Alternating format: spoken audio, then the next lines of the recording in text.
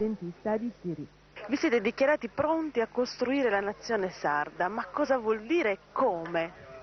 Noi crediamo che la Sardegna abbia tutte quante le condizioni per trasformarsi non in una nazione che è già, ma in uno Stato sovrano. Evidentemente uno Stato che è all'interno di un contesto più ampio di Stati, che farà le sue scelte, poi che si relazionerà con altri popoli, con l'Italia, con l'Europa, con il Mediterraneo. L'economia sarda non viaggia bene, come lei ha detto, e com'è possibile realizzare una condizione diversa? Ma l'economia di nessun popolo che è sottomessa può viaggiare bene, perché evidentemente è un'economia espropriata. Lei pensi soltanto a un fatto minimo, che tutte le industrie che ci sono presenti in Sardegna hanno la loro sede legale in continente e pagano le tasse in continente. Noi siamo esclusivamente espropriati, cioè delle nostre risorse, del nostro lavoro e di tutto.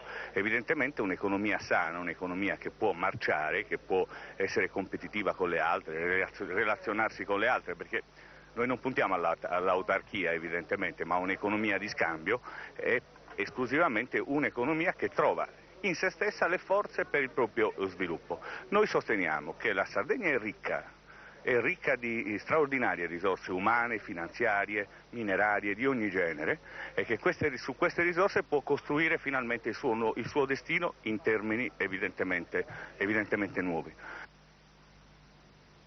Il deputato